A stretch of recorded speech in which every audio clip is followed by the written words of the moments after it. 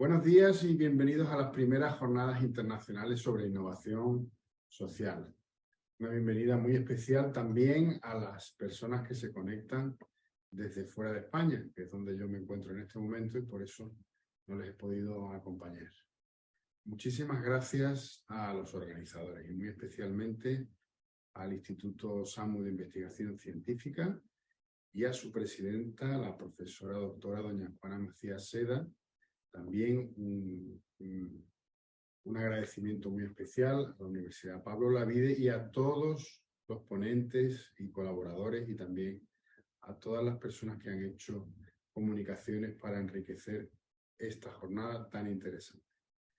Les deseo de todo corazón que este evento académico les resulte lo más fructífero posible y que entre todos podamos compartir experiencias para que la atención de acción social sea cada vez mejor y más productiva internacionalmente. Muchísimas gracias y hasta la próxima. Muy bien, muy buenas. Os queremos dar la bienvenida a todos los concurrentes virtuales, también, por supuesto, a las personalidades académicas, aquí representadas en nuestro presidente y director de la Cátedra de Innovación Social. Sabéis que estas primeras jornadas internacionales sobre experiencias e iniciativas en innovación social están organizadas por Fundación SAMU, que por cierto tenemos a nuestro director adjunto telemáticamente, a don José Antonio Trujillo.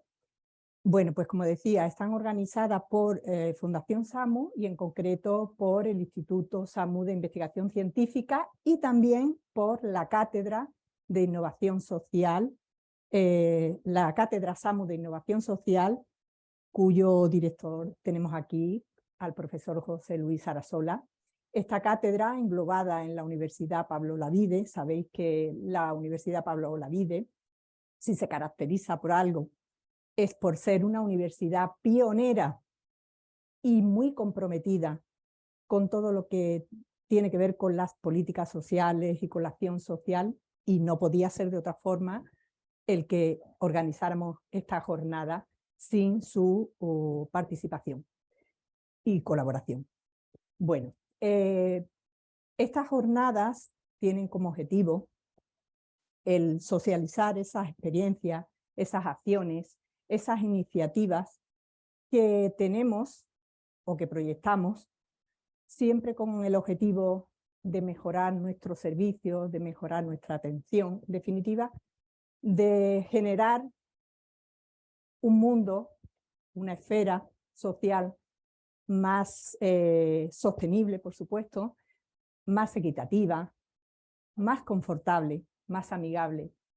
Y ese es nuestro reto. Nuestro reto es compartir con los concurrentes esos trabajos que pueden ayudar o que nos pueden dar luz para trabajar en transformar innovando. Sin más, le doy la palabra al profesor José Luis Sarasola. Él es, como digo, nuestro director de la Cátedra SAMU de Innovación Social. A su vez, es presidente del Colegio Oficial de Trabajo Social. Representa en este momento a la Universidad Pablo Olavide y a todo su equipo rectoral.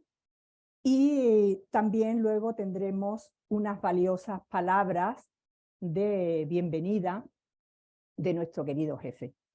Nuestro querido jefe, el profesor doctor Carlos Álvarez Leiva, que no se puede encontrar presencialmente, pero que está virtualmente desde Marruecos, nos ha enviado un vídeo y nosotros pues vamos a escuchar con cariño esas palabras de nuestro presidente fundador de SAMU y de Fundación SAMU. Sin más, toma la palabra nuestro querido director de la cátedra. Muchísimas gracias, Juana, y muy buenos días, buenas tardes a todos y a todas. Bien, en primer lugar quiero decir que nuestro rector, Francisco Oliva, pues se encuentra en Colombia, en una reunión con las universidades colombianas. Para él hubiese sido un placer estar aquí con vosotros, poder dirigir unas palabras, pero ha sido imposible. La voracidad de cosas que hacemos en la universidad, como ha dicho Juana, una universidad que tiene especial vocación en temas de política social y en temas de innovación social, es impresionante. Tanto es así que tenía también que haber dado unas palabras nuestro vicerrector de Cultura y Políticas Sociales, David Cobo, pero que también ha delegado en mí eso porque hoy se encuentra en una reunión de vicerrectores de Cultura y Políticas Sociales en la ciudad de Huelva y en estos momentos se encontraban comiendo y no podía entrar. También David es una persona que nos apoya en absolutamente todo. Hace poco, precisamente, hemos inaugurado y hemos clausurado el curso de voluntariado de emergencia allí en la UPO. La inauguración contamos con nuestro rector Paco Oliva y la clausura contamos con nuestro vicerrector David Cobos. Entonces, los dos quieren decir que desean que salgan estas primeras jornadas internacionales sobre experiencia e iniciativa en innovación social maravillosamente bien y os mandan un cariñoso saludo. También os tengo que saludar, parece que soy de Correos España o de alguna empresa de esta de mensajería, porque Abderramán Fati, que es catedrático de la Universidad de Tetuán, pues se encuentra en FEZ dando una conferencia en estos momentos ahora mismo y le ha sido totalmente imposible también poder participar. Con la universidad marroquí, Abderramán Sadi, pues tenemos fuertes relaciones, también os la presentaré a Samu porque es una universidad que está en todo el norte de África. Desde Tetuán hasta Larache, toda esa franja es la única y también es una universidad que hace temas sociales. Nosotros tenemos establecido desde la Universidad Pablo de Olavide un proyecto de cooperación al desarrollo con ellos, que dirigimos nuestro director del departamento, Evaristo Barrera, y yo mismo, y tenemos unos lazos estrechos con esa universidad y también con esa franja de población. Bien, ya una vez terminado con los saludos, pues quiero dirigiros una palabra. En primer lugar, agradecer a la Fundación SAMU la preparación de estas primeras jornadas internacionales. Hacer unas jornadas internacionales no es nada fácil. Tienes que organizar, tienes que reunirte, tienes que preparar a los ponentes, tienes que preparar todo el tema tecnológico, tienes que mandar miles de correos, más que 1000 WhatsApp, tienes que hablar telefónicamente y llegar a donde estamos es un auténtico éxito, así que os felicito a toda la organización. Personalizo en Juana y en Maribel porque son las personas que actualmente más contacto con ellas y también sé que están en todos los procesos que hacemos con la universidad, siempre están presentes, pero esto no quiere desmerecer absolutamente a nadie, que no puedo nombraros a todos por vuestros nombres y apellidos, pero que me gustaría nombraros.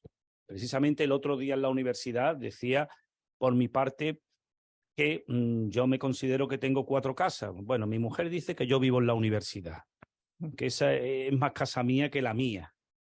Después también en mi colegio de trabajo social, que llevé 4 años, me reeligieron y bueno, pues también me siento como en mi casa. Pero también con las personas de SAMU por vuestro cariño, vuestra atención, vuestra dedicación, porque sois una entidad que no solamente decís cosas, sino que hacéis lo que decís.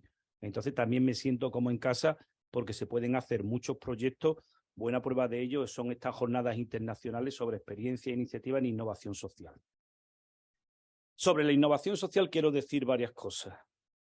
Muchas veces innovar no es crear cosas nuevas, es hacer las cosas de manera distinta. La innovación consiste principalmente en un cambio de paradigma. Hay cosas que se están haciendo mal, hay cosas que no se están haciendo cuando decimos que las estamos haciendo. ¿Y por qué no hacerla de otra manera? O sea, os pongo varios ejemplos. ¿Qué significa la economía colaborativa? Es una innovación social, pero la economía colaborativa, el hacer un huerto urbano o hacer un banco del tiempo, no es hacer ni más ni menos que lo que hacían nuestros abuelos hace 100 años. es volver a recuperar fórmulas que quedaron en desuso, pero que ahora funcionan. Fijaros la pandemia. La pandemia, la docencia, ¿cómo se había dado siempre? Se había dado siempre en un atril, en una clase. ¿Podemos dar docencia al aire libre? Lo hemos demostrado con la pandemia. Hemos innovado el cómo y el dónde ejercer esa docencia. Ustedes daros cuenta que tenemos muchos centros que son geriátricos, gerontológicos, son centros de personas mayores. Y también tenemos centros que son de personas menores. Y también tenemos centros que son de personas sin techo. Y tenemos centros que son de personas que se están recuperando de alguna toxicomanía. Pero ¿dais cuenta que nosotros en la intervención social separamos a la gente por colectivos y le damos centros distintos? Mientras que si esa persona mayor, esa persona que ha salido de prisión o esa persona que es toxicómana, van al cine, van al mismo cine y se sientan en las mismas butacas, van a la misma panadería o al mismo Mercadona y compran allí. O sea que nos mezclamos en la vida y nos desmezclamos en la intervención social. Es que algo tenemos que innovar. ¿Por qué no hacemos centros polivalentes en los que estén todo tipo de personas, cada uno con sus características y utilizando lugares comunes? ¿Veis? No es tan difícil innovar. Lo que es difícil es llevarlo a cabo. ¿Por qué? Porque siempre cuando planteamos una innovación, en primer lugar tenemos que creérnoslo nosotros, nosotras. En segundo lugar, esa innovación, pues tenemos que ponerla por escrito, tenemos que explicarla hasta la saciedad. En tercer lugar, primero, algunas personas que nos vean a nosotros como marcianos, como marcianas, pues dirán, estos marcianos me son simpáticos, podemos hacer eso. Y hasta que no logremos convencer a un porcentaje suficiente de personas, no se hará realidad aquello que estamos planteando. Bueno, los teóricos del desarrollo comunitario decían que para que cualquier idea cuajara en la comunidad tenían que esperar 30 o 40 años. Ahora son bastante menos. Pero sí es verdad que es un trabajo. Y es un trabajo que muchas veces no innovamos por una sencilla razón, porque nos come el tiempo. O sea, ahora mismo tenemos un montón de cosas urgentes y lo urgente nos quita espacio para lo importante. De ahí que innovaciones veamos pocas, porque hacer experimentos en épocas de crisis y en épocas de pospandemia pues parece bastante arriesgado, pero es una apuesta que tenemos que realizar. En estas jornadas, perdonadme que coja, pues tenemos que decir que por una parte van a haber distintas mesas de personas mayores en envejecimiento activo, van a haber otra mesa de migración y exclusión social, va a haber una mesa de salud mental, otra mesa de diversidad funcional.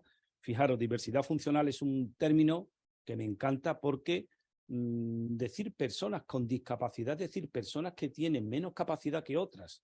Y decir personas con diversidad funcional simplemente significa que las personas funcionan de distinta manera. Y eso es lo bueno, eso es lo maravilloso de esta sociedad. Que nuestro mensaje sea que cabemos todos, pero que hay gente que hace cosas distintas. También habrá una mesa de intervención socioeducativa y el sábado de innovación digital y emergencias sociosanitarias. Como veis, es un programa ambicioso, un programa con muchos y muy buenos especialistas que os aconsejo escuchar y os aconsejo que participéis en la jornada todo lo que podáis. Por mi parte, pues desearos que tengáis unas jornadas maravillosas que os produzcan un conocimiento que no teníais anteriormente, que complementen los conocimientos que tengáis y que también os inspire para que seáis unas personas innovadoras. Muchísimas gracias. Muchísimas gracias, querido José Luis.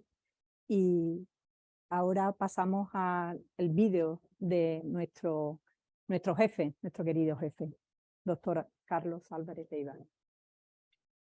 Muy buenas tardes. Quiero agradecer a las autoridades académicas que me han precedido el haber propiciado un marco académico digno y magnífico para esta jornada. Muchas gracias. SAMU es alma innovadora. SAMU, desde sus comienzos, ha tenido una vocación por mejorar la vida de los demás. Lo hicimos con la atención prehospitalaria. Lo hicimos con la formación de profesionales. Lo hicimos y lo hacemos en la atención a los menores desprotegidos. Lo hemos hecho en discapacidad, en salud mental, en daño cerebral. Estamos en 4 continentes en este momento. Y ahora gestionamos conocimiento, gestionamos experiencias con humildad, porque la experiencia no es del que lo ha vivido, la experiencia le corresponde a los actores que pueden verse implicados en futuros escenarios similares. SAMU es su gente y sus personas, pero no era mi intención prolongar mucho las bondades de SAMU. Mi intención es que me he encontrado gratamente sorprendido por el número de profesionales que están hoy presentes en esta web. Gracias. Para mí sois como una nube cargada, dispuesta en cualquier momento a producir una lluvia inmensa, una lluvia que nos desborde con ideas valientes, sin tapujos, con capacidad de ponerlas en marcha. Es la vida. Ideas. Gestionar es vivir. Innovar es la esencia de esa vida. Tenemos que progresar sin miedo al fracaso, sin miedo a equivocarnos, sin miedo al ridículo. ¿Cuántas veces nos equivocamos? Pero eso no importa. Importa la idea. Importa el futuro que perseguimos. Y perseguimos lo mejor para nuestra gente, para los que nos necesitan. Ese es vuestro reto en esta jornada. Lanzar ideas, lanzar propuestas, poner en evidencia vuestra experiencia. Y SAMU, en este momento, en el compromiso abierto a través de sus centros de innovación para ser receptor y artífice de nuevos proyectos que beneficien a la sociedad. Como dice la introducción de las jornadas, son muchos los actores que están comprometidos y nosotros somos uno de ellos. Con un sentido de la ética profundo y mantenido y con un afán de servicio a los demás, que aun en la escasez seamos capaces de llegar al éxito. Gracias por vuestra presencialidad, pero gracias sobre todo porque sea una participación activa, positiva y efectiva a la sociedad, porque ella nos lo reclama. Lo mejor para todos y que sean felices. Muchas gracias.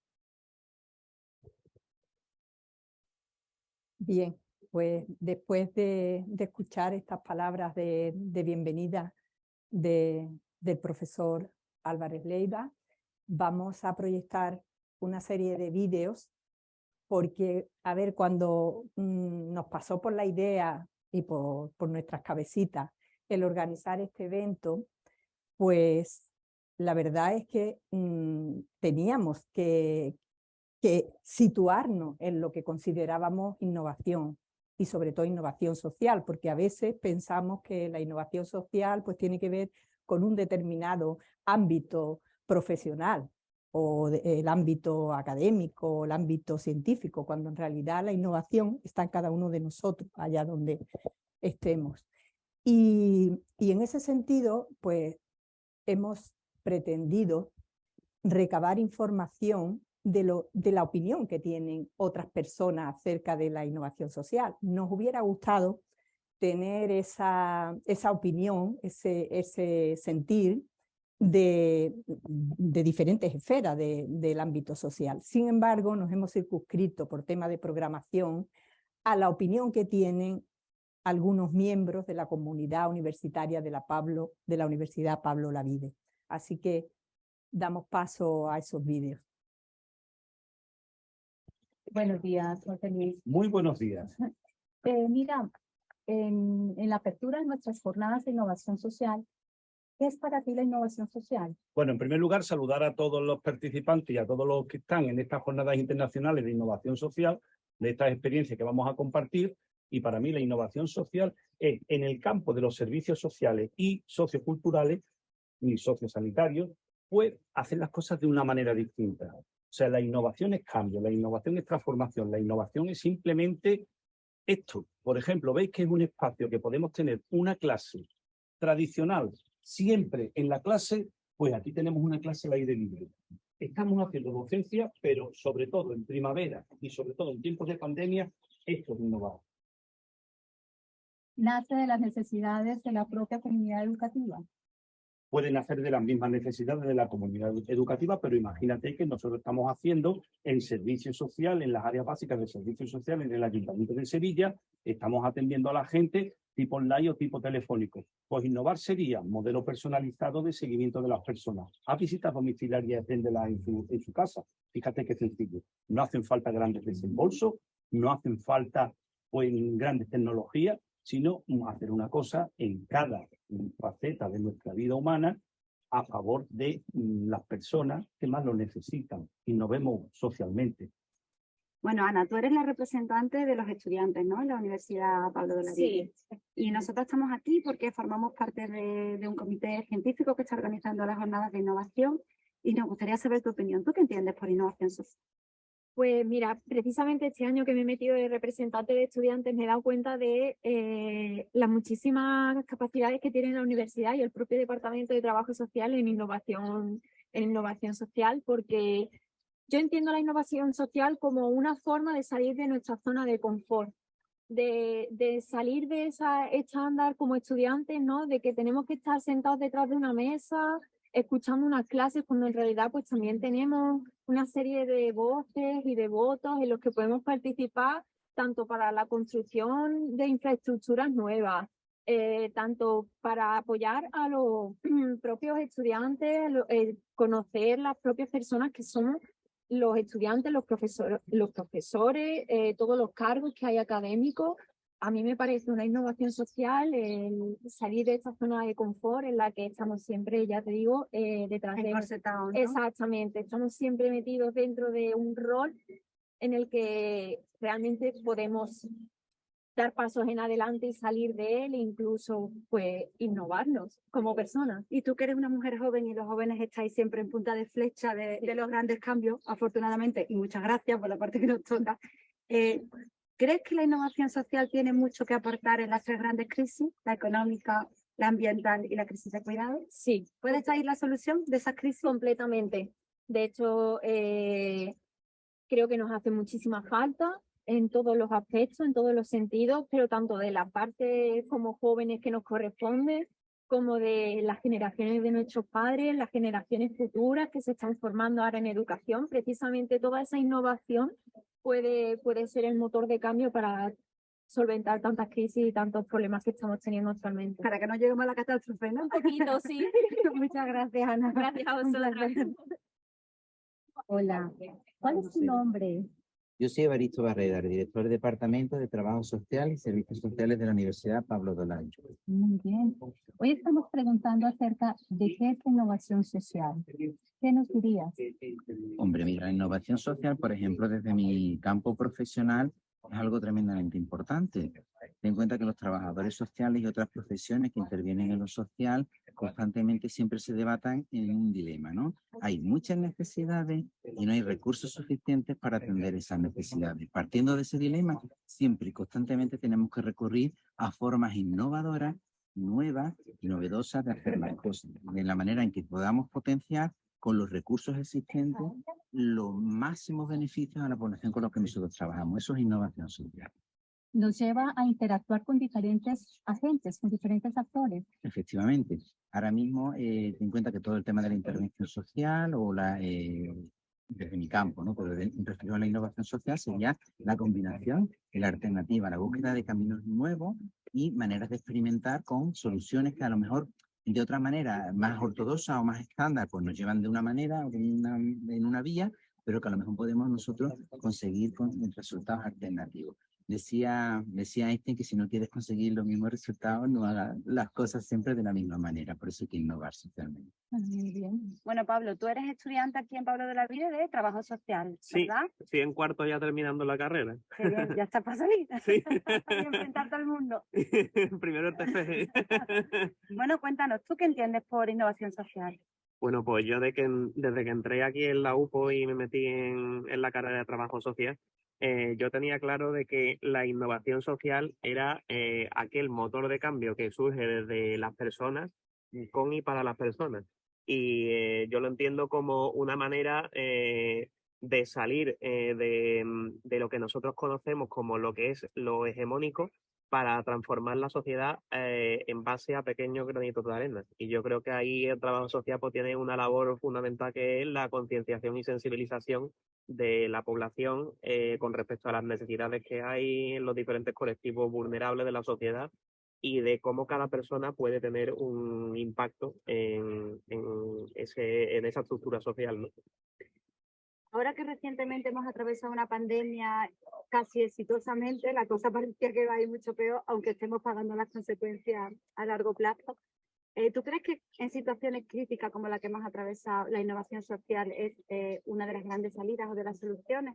Sí, principalmente porque yo creo que la innovación social juega un papel muy importante a la hora de saber un contexto muy filosófico, ¿no? De dónde venimos y a dónde vamos, ¿no?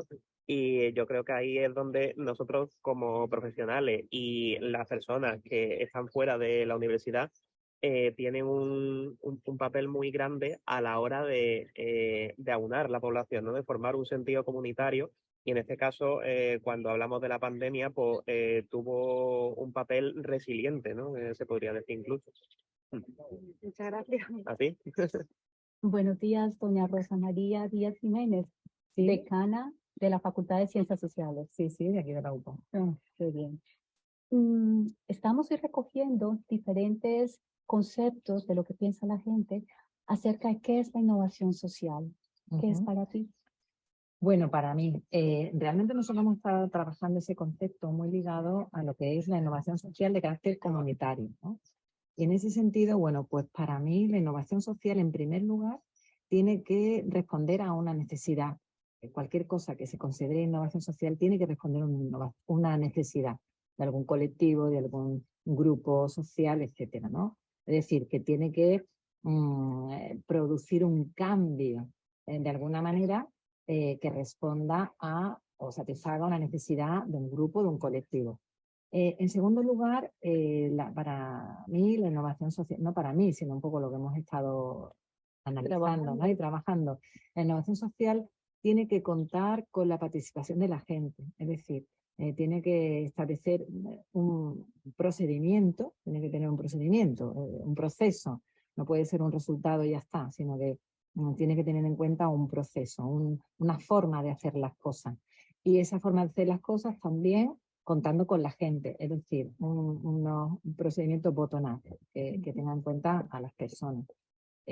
Para mí la innovación social también tiene que ser algo que genere conocimiento, ¿no? Y que permita luego transferir y multiplicar esos resultados a posterior. Y también, por supuesto, multiplicar esa tecnología, ¿no? Ese proceso, ese procedimiento, esa forma de hacer las cosas, ¿no?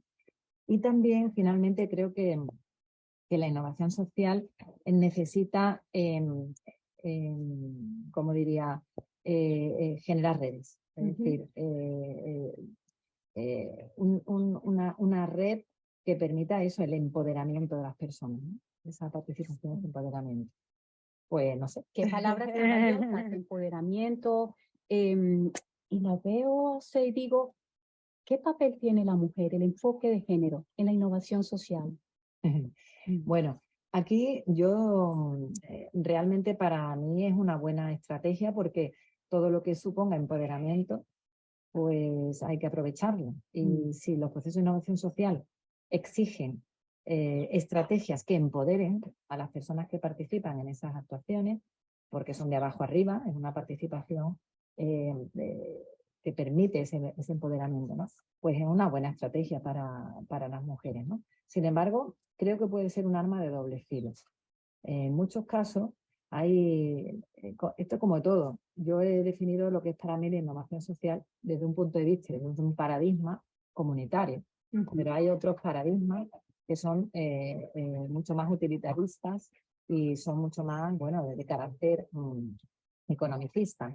Y esa corriente, ese paradigma de innovación social, fue muy criticada por gente de corte comunitarista. ¿Por qué? Porque realmente la crítica a ese modelo de innovación social es que se está desplazando la responsabilidad de los cuidados o de la satisfacción de necesidades del ámbito público o del ámbito empresarial al ámbito social, ¿no? Es decir, ustedes, señores, innoven socialmente, empodérense para resolver sus propios problemas. Entonces hay un arma de doble filo, ¿no?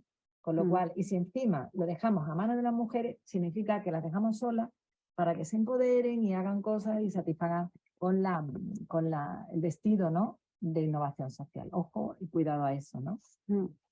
La feminización de los cuidados, la feminización de la carga quizás de la protección social. Efectivamente, porque si bien la sociedad actual, sobre todo la sociedad contemporánea y la sociedad occidental, ¿no?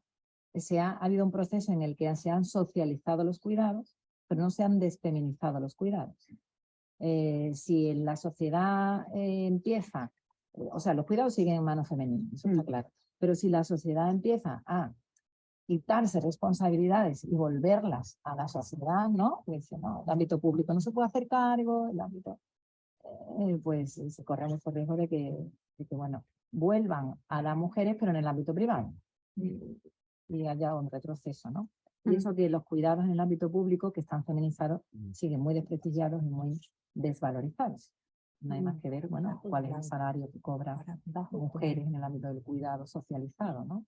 Pero bueno, en fin, es un arma de doble filo. Así es, muchísimas gracias. Bueno, pues nada, mucha suerte.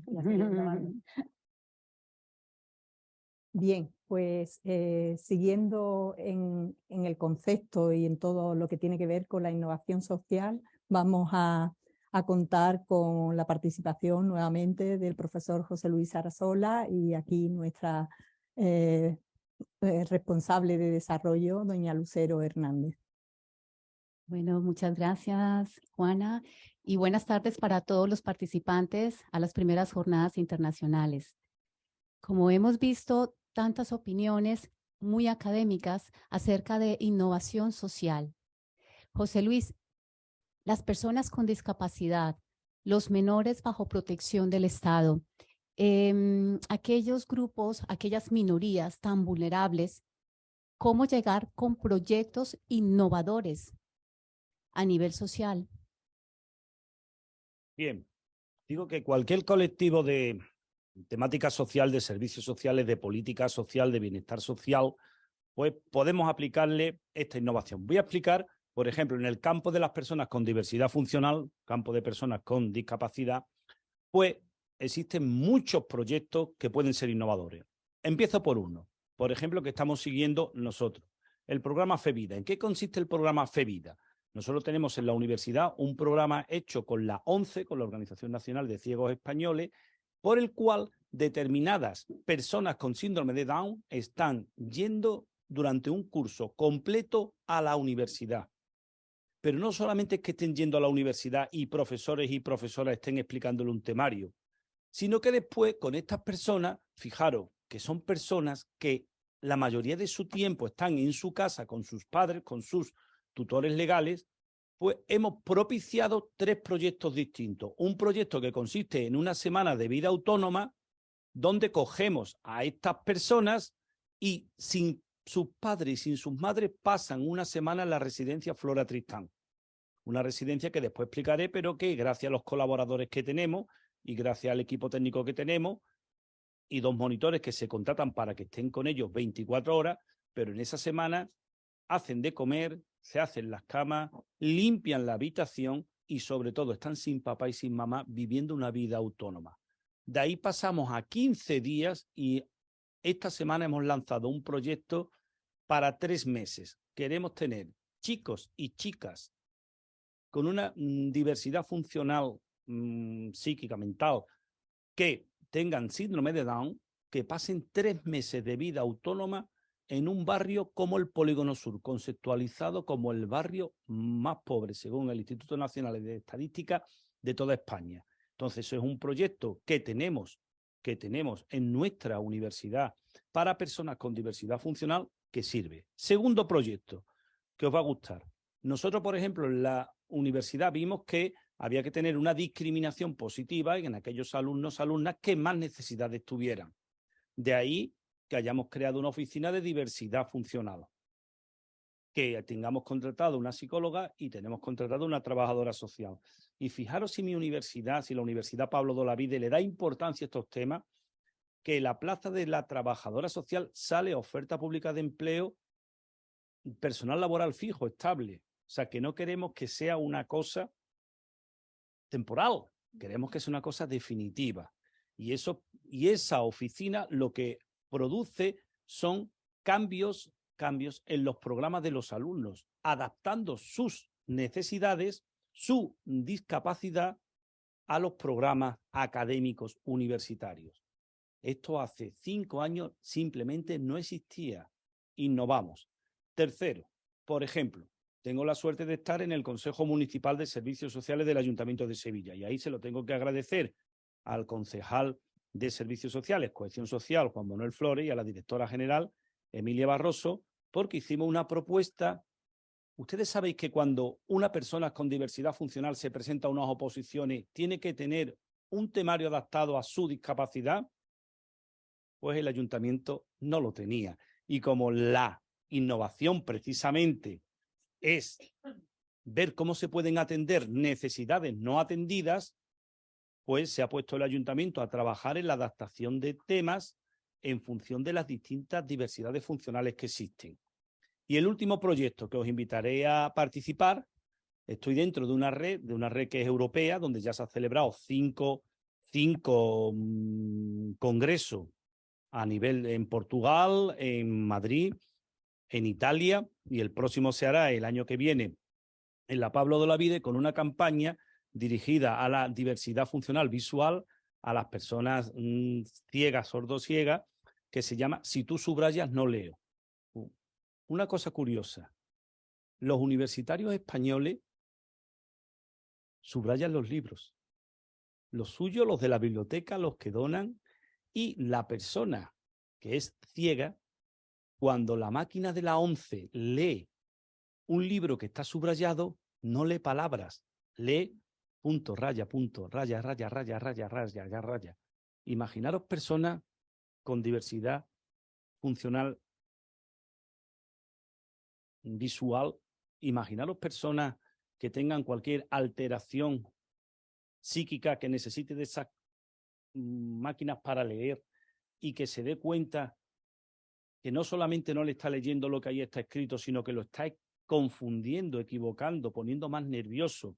Pues necesitamos una innovación. ¿Veis cómo una innovación deja de ser innovación cuando no innovamos el comportamiento de las personas que utilizan también esa materia prima, esa materia básica que son los libros. O sea, son 4 ejemplos donde veis cómo la innovación con las personas de diversidad funcional, física, psíquica y sensorial sirven, son útiles, mejoran su vida y mejoran la vida de la familia, mejoran la vida de la comunidad, en definitiva, mejoran la vida de todos. Pues necesitamos personas así, necesitamos personas que piensen en este colectivo para proponer alternativas, soluciones, cosas que no se hayan hechas, que no tienen grandes costes, pero sin embargo traen mucho bienestar a ese colectivo. Es decir, que todas estas iniciativas, estos proyectos, indudablemente tienen que contar con la comunidad en general. Es decir, el foco no es solamente la población vulnerable, sino cómo cada uno, desde nuestros diferentes ámbitos, podemos aportar para el bienestar de todos, como explicabas con el caso de subrayar los libros, ¿no? Cómo tenemos que ser educados, cómo un proyecto debe contemplar no solamente a la población vulnerable, sino todos los demás para hacerlo viable. Pero, José Luis, tú eres de la academia y los proyectos que has mencionado, muy interesantes y muy bajo las necesidades actuales, pero me pregunto, ¿una persona del común en el barrio puede hacer un proyecto innovador? ¿Qué tendría que hacer, dado que identifica una necesidad en su propia localidad? Hombre, también es verdad que la innovación tiene mucho que ver con la organización que tengas detrás. O sea, yo en mi vida pues, he sido 2 años director general de innovación en la Universidad Pablo de Olavide, entonces me he rodeado de un equipo de gente, me rodeo de una infraestructura que aunque no nos gastemos grandes cantidades de dinero, sí tenemos pues, una organización detrás. Es muy complicado. Esto es como si tú me preguntaras cómo una persona puede ser voluntaria sola en su calle, en su pueblo, y yo te diría, no, el voluntariado tiene que estar organizado. Una persona en su calle, en su pueblo, es una buena persona, pero no es voluntario, porque el voluntario, según la ley de voluntariado, pues tiene que ser una persona que esté inscrita en una organización no gubernamental, que esté acreditada, que participe en la planificación, que, por ejemplo, se le certifique todo lo que haga si lo pide y que, pues, tiene determinados derechos y determinadas obligaciones. Con la innovación igual. ¿Todo el mundo puede ser innovador? Todo el mundo puede ser innovador. Pero es verdad que unos los van a tener más fácil que otros. Te pongo un ejemplo. Veréis, en el Polígono Sur, un problema que porque nuestra residencia, Flora Tristán, es una residencia universitaria que está dentro de ese polígono, cuando llegamos me encontré con un problema que nosotros dijimos, pues esto es un grave problema. Todo el mundo sabe que en los barrios marginales la cultura, la instrucción, la formación es el principal avance de la no marginalidad de un barrio. Bien, pues nos dimos cuenta que todos los centros oficiales, pero centros oficiales como los centros cívicos, como los colegios, como el Esqueleto, como todo el viernes por la tarde cerraba. Entonces nos dimos cuenta que habían chicos y chicas del Polígono Sur que viernes por la tarde, sábado y domingo no tenían ningún sitio para estudiar, no tenían ningún sitio para tener sus materiales, no tenían ningún sitio con nadie que le explicaran. Bien, pues nosotros hicimos una biblioteca de fin de semana. O sea, nuestra biblioteca, teniendo la residencia Flora Tristán, una biblioteca infrautilizada porque los residentes de la residencia, unos 210, estudian en sus habitaciones con sus ordenadores y tal, pues dijimos, bueno, ¿por qué este espacio los sábados y los domingos no lo ponemos en disposición de la comunidad? Pues no solamente actualmente está puesto en disposición de la comunidad, sino que las personas que tienen una beca de colaboración en la Flora Tristán tienen que hacer determinadas horas de trabajo comunitario. Pues una serie de chicos y chicas que están becados hacen ese trabajo colaborativo dentro de la biblioteca y ahora mismo pues pueden tener proyecciones de cine, tienen un role-playing, tienen fiestas de disfraces, fiestas de carnavales, tienen distintas cuestiones, o sea que no se ha convertido solamente en un sitio de estudio, sino también en un sitio de promoción sociocultural. Eso es dar un servicio a un barrio marginal desde una institución, pero claro, porque la institución tenía colaboradores, tenía recursos humanos gratuitos, tenía un espacio geográfico, tenía una sala gratuito porque es nuestro y no nos vamos a cobrar nosotros mismos, y esto es un tema innovador. Pero te pongo un ejemplo de cómo uno puede ser innovador. Yo os pongo un ejemplo. Muchas veces la economía colaborativa se pone el ejemplo, valga la redundancia, de un trompo. Sí, un trompo, eso que mete piche dentro de la pared. ¿Ustedes os dais cuenta que cada uno hemos convertido nuestra casa como un pequeño lugar del bricolaje que no hacemos nunca? ¿Por qué no uno de la calle, uno del pueblo, no tiene el trompo? Que la mayoría de las personas utilizamos un trompo una vez al año. No nos dedicamos a colgar cosas todos los días. ¿Por qué uno no tiene el trompo y le dice a los demás vecinos, oye, no compro un trompo que os lo voy a prestar? Veréis, ese ahorro que le va a producir a todos los vecinos, yo es que te abrazo. Yo te invito a todo lo que yo haga, porque tú has buscado un bienestar mío y porque al otro no le va a costar absolutamente nada. Pero es que esto es volver, como dije antes, a 70 años antes. Es que escalera grande tenía uno en el pueblo. Es que determinadas maquinarias más especializadas tenían uno o dos y las prestaban, las cedían a los demás. Y a eso tenemos que volver. O sea que la innovación sí puede ser una innovación individual, pero las mayores innovaciones son innovaciones que han sido colectivas. Muchas cosas para ir sacando aspectos relevantes de la innovación.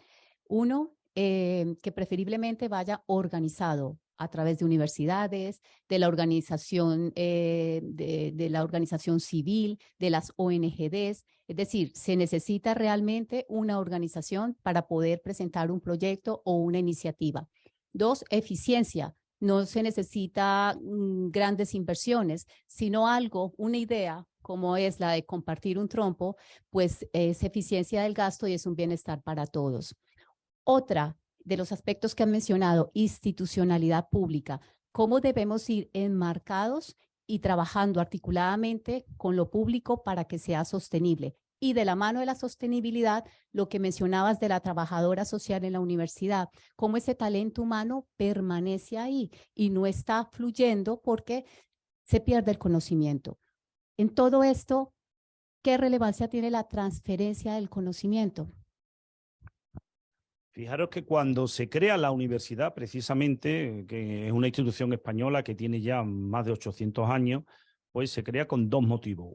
El primer motivo es la docencia, o sea, de la universidad se espera que formemos buenos abogados, que formemos buenos arquitectos, que formemos buenos médicos, y cuando digo bueno, es que cuando entres en un quirófano no te mueras, cuando te hagan una casa no se te caiga, o sea, necesitamos buenos profesionales. Entonces, la universidad le dice a la sociedad, usted fórmeme a gente. Segundo, dice, usted también investigue, porque claro, PDI significa profesor, docente, investigador. La ciencia avanza con el conocimiento es la posesión de datos confirmados de algo o de alguien, entonces tenemos que conocer muchas cosas. Y eso se publica, porque el conocimiento, una de sus características, aparte de ser objetivo, sistemático, es publicable, es generalizable. De ahí. Pero de una parte, de un tiempo corto a esta parte, se le ha metido una tercera pata a ese binomio que teníamos de obligaciones universitarias, que es la transferencia del conocimiento. Es cierto, o sea, el conocimiento que está en las universidades no puede ser un conocimiento museal, no puede ser un conocimiento basado en libros y artículos que se dejan en repositorios, en bibliotecas y que no sirve para nada y que nadie lee, salvo los que van dentro de la universidad. La transferencia del conocimiento es esto, la transferencia del conocimiento es que personas universitarias vayamos a la realidad, vayamos a barrios marginales, vayamos a centros, firmemos convenios, se creen cátedras universitarias como la Cátedra SAMU de Innovación Social. Eso es transferencia de conocimiento, que participemos más en lo que es la vida cotidiana, que ustedes tenéis que participar en la vida universitaria para que nosotros tampoco creamos que tenemos y somos poseedores de la verdad absoluta, pero también los profesores universitarios de un tiempo a esta parte están bajando mucho más a la realidad de lo que bajaban antes. Y eso se llama transferencia de conocimientos. Importantísimo. En esa transferencia, entonces, no es solamente se da en el marco de lo académico, sino también en lo experimental, en ir a la comunidad y describir lo que allí hay, ¿no? Porque sí que es verdad que hay una brecha en lo que dicen los libros y lo aprendemos muy bien y en lo que vivimos. Todo se vuelca entonces en la comunidad, en palpar sus necesidades, en identificar aspectos para mejorar, en identificar necesidades, además que la comunidad es la primera que lo tiene muy bien definido, muy bien claro cuáles son las dificultades. Mira, os pongo otro ejemplo que igual sale. Tenemos dentro de la economía colaborativa, está sobre todo en la universidad, si lo tenemos, en la residencia Flora Tristán. Ahora precisamente hay en Ciudad Real un congreso internacional sobre bancos del tiempo como forma de participación de la economía social. Y en este congreso de bancos del tiempo, una de las cosas que se va a ver es cómo van evolucionando los bancos del tiempo. Fijaros, los bancos del tiempo es un programa que supera el voluntariado, que supera la solidaridad.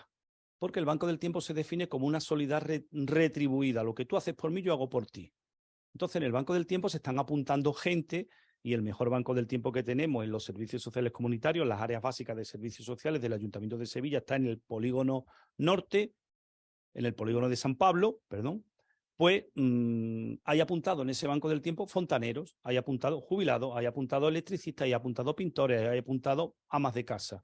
Entonces, si tú a mi hijo le das clases particulares, pues yo te puedo planchar la ropa. Si tú a mi hijo le enseñas a tocar la guitarra, pues yo a lo mejor, que soy el padre del niño, que soy electricista, pues te puedo arreglar los enchufes. Si tú, por ejemplo, le enseñas Sevilla a un familiar mío que ha venido, pero yo no puedo porque tengo una diversidad funcional física y no puedo salir, pues yo puedo realizar alguna tarea manual que a ti te haga falta. Entonces, todo eso se va volcando en soportes documentales de horas dadas y horas recibidas para que nadie se aproveche, pero hay gente que a lo mejor el que arregla picaporte y el que arregla persianas lleva 100 horas de servicio y no ha querido nada.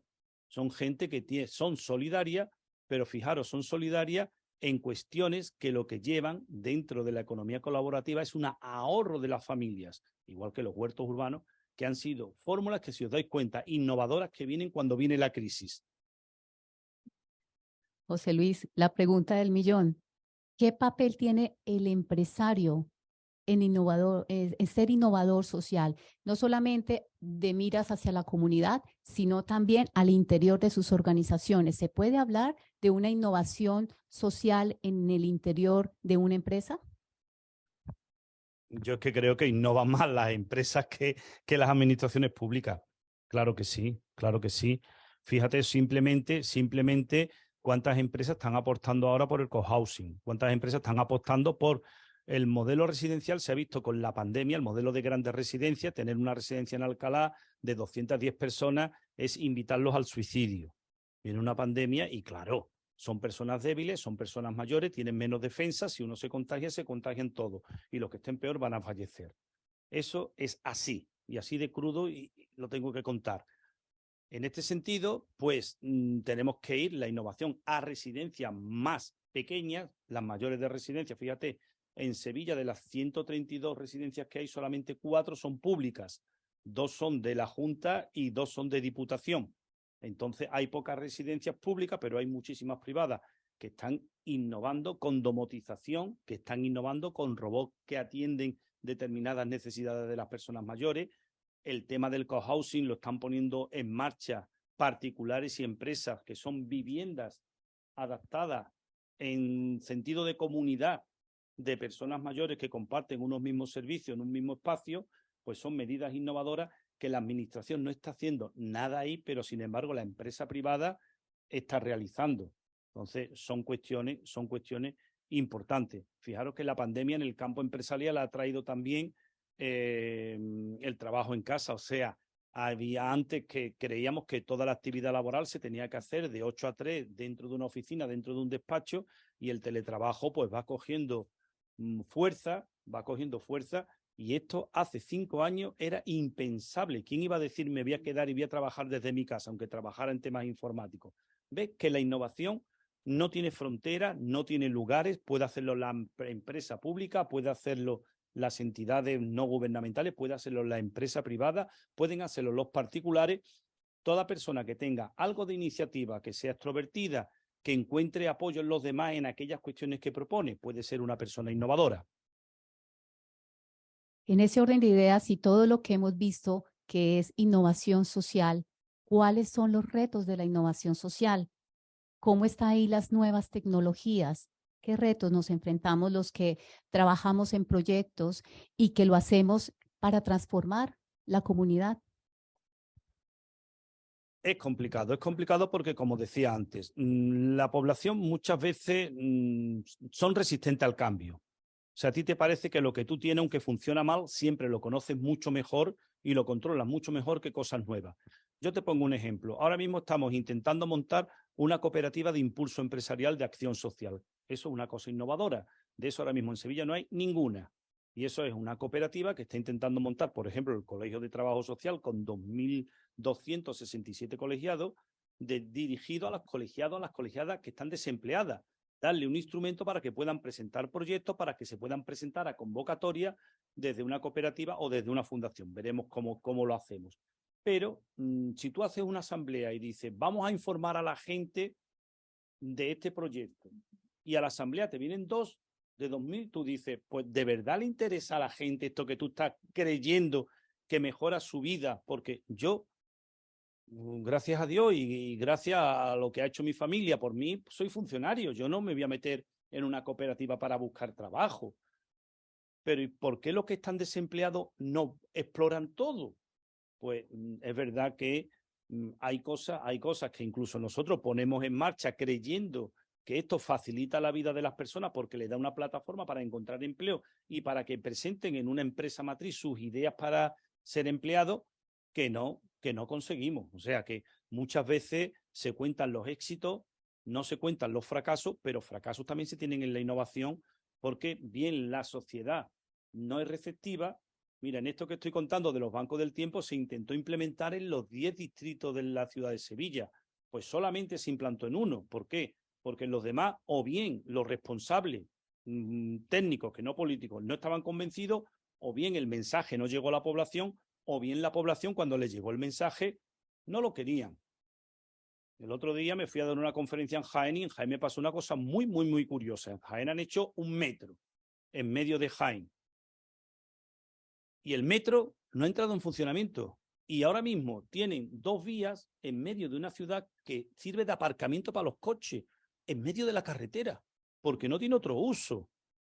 ¿Y por qué no? Muy sencillo, el primer día se hizo que el metro fuera gratuito y la empresa municipal de transporte, que está privatizada, demandó a Ayuntamiento de Jaén y al metro por competencia desleal. Y lo ganó en un juzgado. Y como lo ganó en un juzgado, el metro se quedó la infraestructura, una infraestructura innovadora en el campo del transporte, sin utilizar. Entonces, no solamente te pasa a ti, nos pasa a nosotros, sino que le pasa a grandes infraestructuras económicas que no se llegan, innovadoras, que no se llegan a poner en marcha porque hay una demanda, hay una falta de fondos o una no aceptación por parte de la población, que también puede ser factible. Nos comentabas que llevas 2 años como director general de innovación social en la universidad, Pablo de Olavide, y toda la red de universidades que esto conlleva. ¿Qué nos dirías del comportamiento de la innovación social en Europa y en América?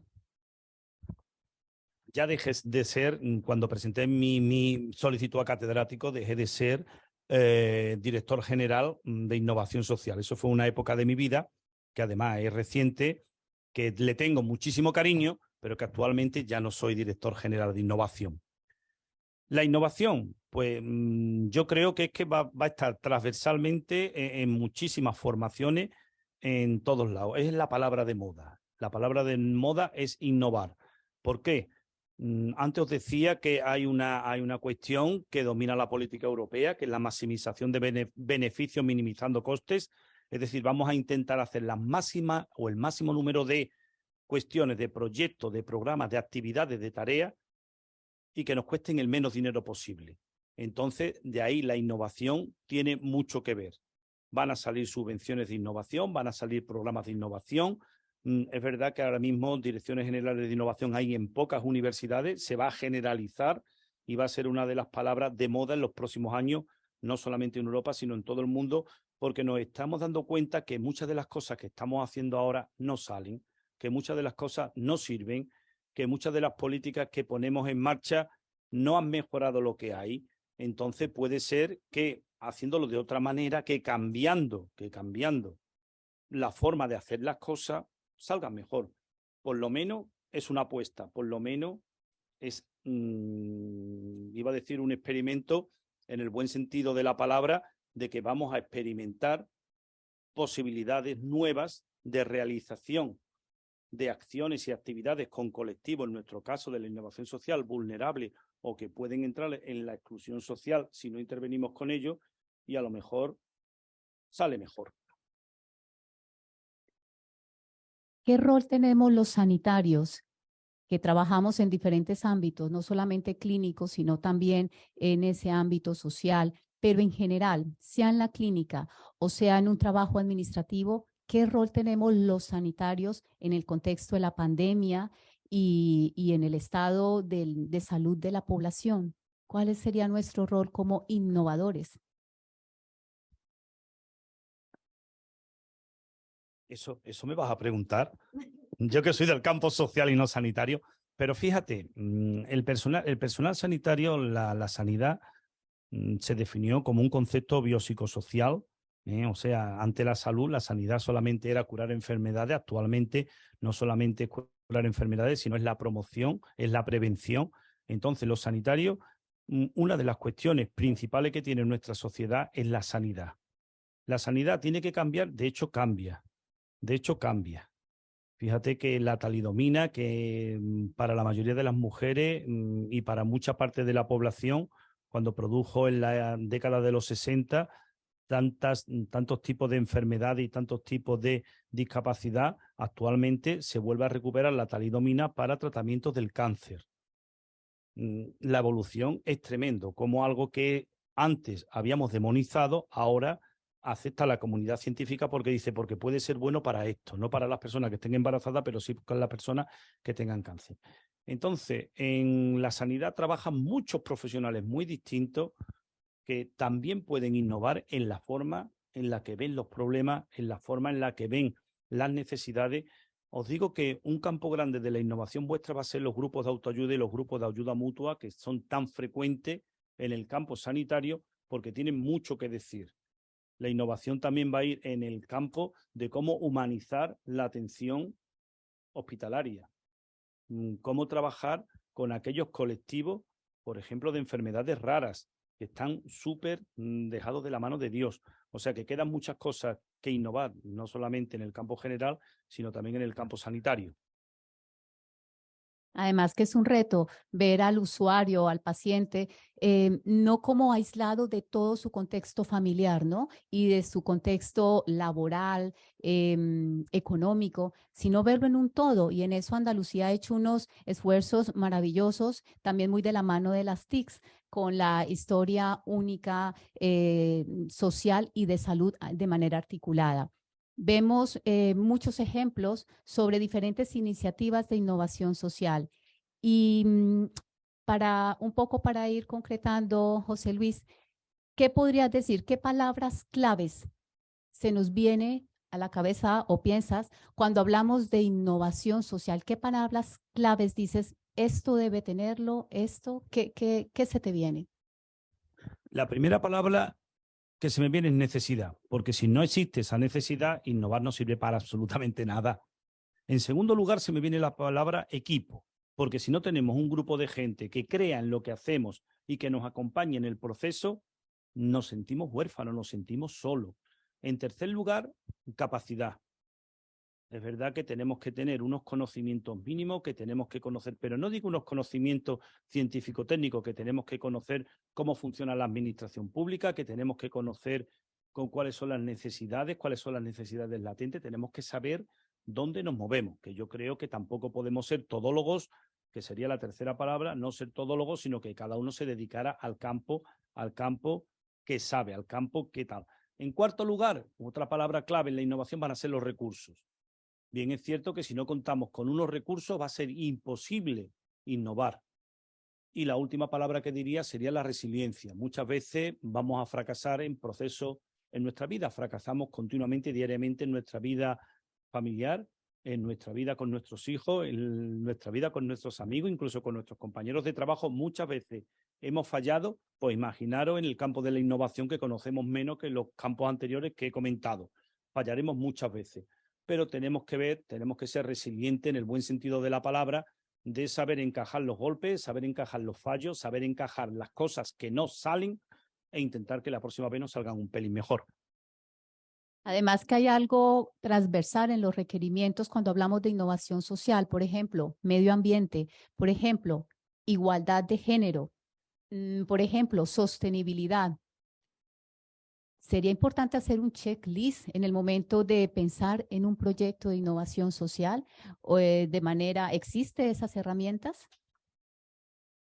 ¿Me lo puedes repetir? Sí, que de manera general hay unas transversalidades para hablar de proyectos de innovación social para que sean sostenibles, para que sean amistosos con el medio ambiente, por ejemplo, porque cualquier iniciativa que hagamos desde una reunión comunitaria, tenemos que pensar en usar, por ejemplo, materiales reciclables o no incurrir en gastos como el ejemplo que colocabas del trompo. Entonces, son aspectos que son absolutamente necesarios, la sostenibilidad, la igualdad de género en el momento de expresarnos, en el momento de hacer una actividad que incluya también a las mujeres, no de manera homogénea, sino de manera diferencial, ¿no? Establecer, por ejemplo, una hora para una reunión, hay que pensar en esa conciliación familiar, qué horarios vienen bien, qué actividades que las mujeres también se sientan a gusto. Entonces son aspectos transversales, ¿no? ¿Qué nos podrías decir de tenerlos en cuenta? ¿Existe un checklist? ¿Existe un manual en esta oferta en donde todos podamos orientarnos para encontrar proyectos innovadores? Porque son dos conceptos muy grandes, innovación social, y en la misma academia hay muchas ramas, muchos enfoques y mucha sostenibilidad de acuerdo a cada enfoque. Sí, ahora he cogido completamente el sentido de la pregunta. Mira, todos los proyectos de innovación, por supuesto que tienen que ser proyectos que en el tema de género y en el tema de sostenibilidad, que son dos conceptos transversales, pero fijaros, son dos conceptos transversales. Tú en una subvención europea, si no pones en que hay un equipo paritario de hombres y mujeres, te lo puntúan negativamente. O sea, sirve para desempatar el número de mujeres que tú pones. Eso es una discriminación positiva que está plenamente aceptada. En segundo lugar, el tema del lenguaje. Muchas veces el lenguaje tiende a ser un lenguaje perverso que que favorece mucho más a los hombres que a las mujeres. Pues deben de haber técnicos que revisen ese lenguaje. Y en tercer lugar, cuando has dicho en cuanto a la sostenibilidad, por supuesto, mi universidad, por ejemplo, es una universidad de papel cero, o sea, todo se hace por registro electrónico. Yo firmo un acta y no firmo papeles, y no mando papeles, tal. Yo ya en los másteres, en los cursos, subo las cosas a la UECT, o sea, no lo hacemos con papel. Entonces, somos sostenibles en ese sentido. Fomentamos el reciclaje, fomentamos el consumo justo, fomentamos el comercio no autárquico, pero sí favoreciendo a los pequeños comerciantes. Yo creo que sí debemos de hacer en todos los proyectos innovadores ese esfuerzo porque es necesario para un desarrollo comunitario más integral. La Agenda 2030. ¿En la Agenda 2030 se habla de innovación social? No, se hablan de problemas, se hablan de necesidades de salud, de vivienda, de derechos humanos, de comercialización justa, pero no se habla en concreto. Date cuenta que los ODS son ODS como nuestra Constitución española, que habla del derecho al trabajo, pero no te dice cómo buscar ese trabajo, que te habla de derecho a la vivienda, pero no te dice dónde vas a encontrar tu vivienda, que te habla de pensiones dignas en el artículo 50, pero tú dices, es mi concepto de pensiones dignas o tu concepto de pensiones dignas. Los ODS no es que sea un brindis al sol, sí es una apuesta que todos los gobiernos hacen desde la Organización de Naciones Unidas para llegar a esos objetivos, pero para que os deis cuenta de una cosa, esto es como intentar conseguir el bienestar social, que el bienestar social es que todos tengamos unos ingresos mínimos, que todos tengamos trabajo, que todos tengamos vivienda, que todos tengamos una vida cómoda, lo más cómoda posible, pero después tiene que ser la parte política la que legisle con leyes, con decretos, con normas, con disposiciones de rango inferior que nos digan cómo solicitar y dónde solicitar esas cuestiones. De ahí que los ODS te dicen que hay que lograr erradicar, por ejemplo, el hambre en el mundo, pero no nos va a decir cómo. Muy bien. ¿Qué oferta académica hay en la actualidad para estudiar esto, innovación social, o va de manera transversal, o crees que se debe estructurar de manera diferencial? De hecho, SAMU ya lo está haciendo a través de su cátedra en la Universidad Pablo de Olavide, pero ¿existe más oferta académica? En la Pablo de Olavide no, pero vamos a ver. La innovación es un concepto, la innovación es un tipo de acciones. Es como si dijéramos, ¿hay una carrera que hable de la empatía? No, pero los que trabajan en SAMU tenéis que ser empáticos, sí. ¿Hay una carrera que hable de la asertividad? No, pero los que trabajáis en SAMU y los que nos escuchan tienen que ser asertivos, también. Oiga, ¿tenéis que saber resolver conflictos extrajudicialmente? ¿Tenéis que ser mediadores? Sí. ¿Hay máster de mediación? Sí, pero ¿tenéis que resolver estos conflictos? Pues también. Entonces, la innovación es como estos conceptos. Son conceptos transversales. Yo, por ejemplo, le digo a mis alumnos, cuando me presentéis un trabajo tenéis que ser originales e innovadores. Original quiere decir que no pongáis lo mismo que ha puesto el anterior ni el ejemplo que ha puesto el profesor. E innovadores que hagáis las cosas de distinta manera que nosotros las estamos haciendo.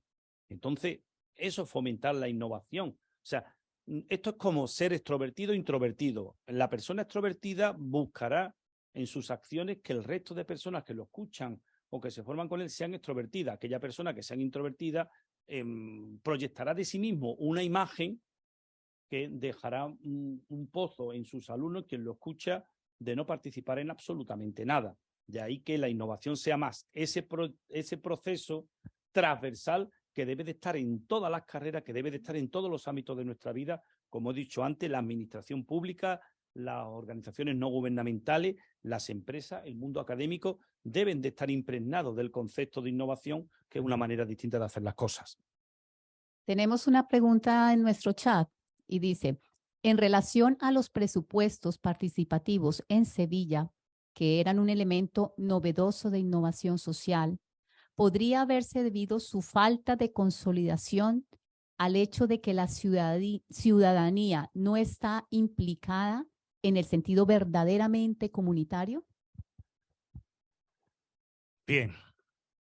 Empezando por el final de la pregunta, sí, el sentido comunitario se está perdiendo y más después de la pandemia, donde muchas personas pues están llevando una vida que es más individualizada, una vida más dominada por Netflix, por las series que te ponen en Movistar y cadenas análogas, donde la gente se está atontando en cuestiones personales, que es una prioridad de la persona, que por mí tienen perfecto derecho a hacerlo, pero el sentido comunitario se está perdiendo. Fijaros que antes me preguntaba alguien por el tema de la inmigración. La comunidad, llevan ya más de 20 años la comunidad islámica que quiere hacer una gran mezquita en Sevilla. Se quisieron venir a Sevilla Este y en Sevilla Este le dijimos que no. No le dije yo, sino dijo el barrio. Se quisieron ir a los Bermejales dijeron que tampoco. Se quisieron ir a la Expo del 92, dijeron, bueno, allí hay pabellones. Y los pabellones le dijeron tampoco.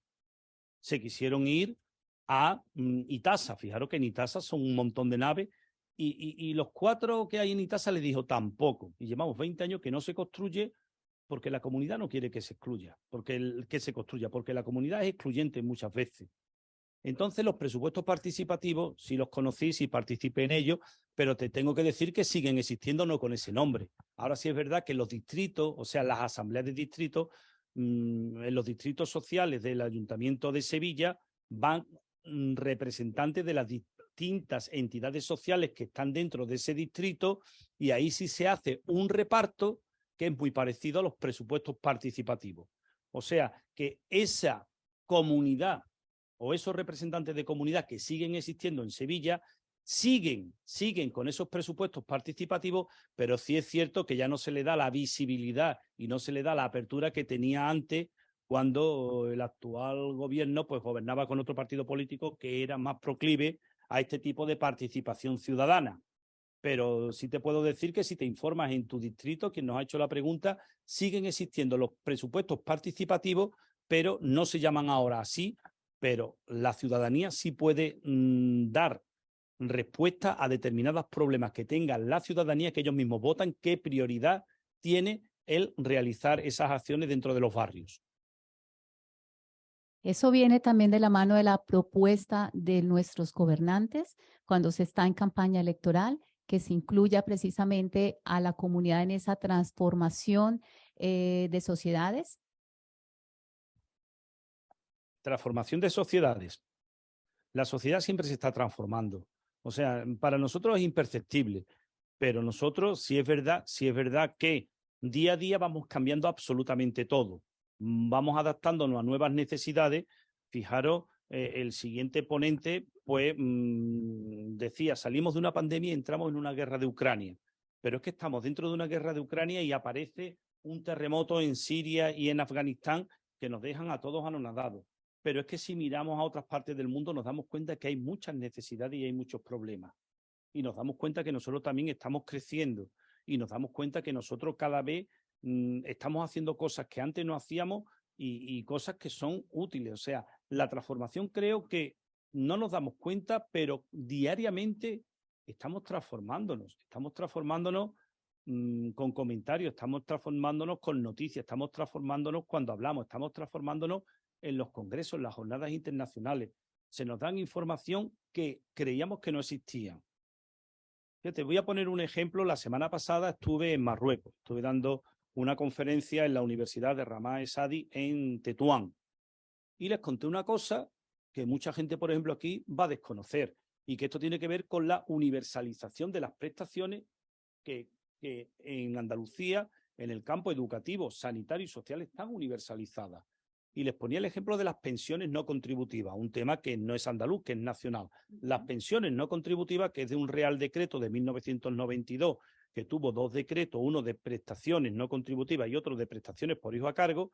Las no contributivas, resulta que si una persona marroquí tiene más de 65 años o tiene más del 66% de discapacidad dictada por el EVO, el equipo de valoración y orientación, que es un equipo que está en la calle Japón, aquí en Sevilla Este, y pues si tiene esa discapacidad o tiene esa edad, lleva 10 años viviendo en España y de los 10 años, 2 años inmediatamente anteriores a la solicitud, o sea, 10 y de ellos 2 inmediatamente antes de la solicitud, si su unidad familiar no tiene ingresos, le dan una pensión no contributiva mientras viva en España, la misma que le dan a los españoles. Eso es universalidad. Esas son cosas que se van consiguiendo, y es imperceptible porque la mayoría de la gente no se entera, no saben que esto existe, pero existe. Y así tenemos internet que le puedes preguntar cualquier cosa y prácticamente te la dice. Entonces hay muchas cuestiones que sirven para innovar, que sirven para informarte y que sirven para que nos hagan una vida más agradable. Profesor José Luis, muchísimas gracias por todos tus valiosos aportes. De verdad que ha sido un encanto darnos todas estas luces, analizar los diferentes conceptos, los ejemplos. De verdad, muy agradecida. Bueno, pues queridos participantes, vamos a hacer de esta manera nuestra inauguración de las jornadas. Y vamos a dar unos minutos de receso, por favor. Volveremos en breve. Muy bien, continuamos con la conferencia de inauguración que va a desarrollar el doctor Alfonso Lara Montero y la va a presentar nuestro apreciado y valioso director de la cátedra, don José Luis Arasola Sánchez Serrano. Tiene usted la palabra. Muy buenas tardes a todos los asistentes a estas primeras jornadas internacionales sobre experiencia e iniciativas de innovación social, organizado por el Instituto de Investigación Científica SAMU. Y para mí es un honor presentar a Alfonso, porque Alfonso es consejero delegado de la Red Social Europea, donde se supervisa la gestión y dirección estratégica de dicha red, liderando programas de actividades cofinanciados por la Comisión Europea y siendo responsable de las ediciones anuales de la Conferencia Europea de Servicios Sociales y los Premios Europeos de Servicios Sociales. Contando con más de 15 años de experiencias en programas y en formulación y evaluación de políticas públicas, es a su vez autor y coautor de varias publicaciones y colaborador habitual en revistas científicas y académicas. Actualmente trabajó también en gestión de proyectos y consultorías en evaluación de políticas públicas. Y Alfonso tiene una maestría en lenguas modernas de la Universidad de Granada, una maestría en gobernanza europea del Colegio de Europa, una maestría en política pública del University College London y una maestría de gestión económica. Asesora a las administraciones públicas en evaluación de la calidad de los servicios sociales y enseña sobre innovación y transformación de los servicios sociales en las universidades de Barcelona, País Vasco y Escuela de Administración Pública de Galicia. Maneja bien el inglés, el español, el francés, el polaco y portugués. Es para mí una enorme felicidad poderte presentar. No nos conocemos personalmente, pero entiendo que encontraremos tiempo y momentos para poder presentarnos. Como decimos en la universidad, tienes libertad de cátedra para decir lo que quieras decir, porque solo tú serás responsable de lo que digas. Bueno, en primer lugar, buenas tardes. Muchas gracias, profesor, por la introducción. Fue un placer conocerle y tener la oportunidad de hablar sobre otros temas. Y muchas gracias a la Fundación SAMU por su invitación a participar y presentar en estas jornadas. Espero que podáis disculpar el hecho de que parece que hayamos empezado un poco más tarde de lo previsto, pero bueno, parece que hemos tenido algunos problemas con esta plataforma. Siempre innovamos con distintas plataformas y esta al principio nos ha resultado un poquito complicada, pero ahí estamos y habíamos previsto hasta las 4, trataré de resumir, de hacerlo un poco más breve de lo que inicialmente se había previsto. Voy a compartir la presentación.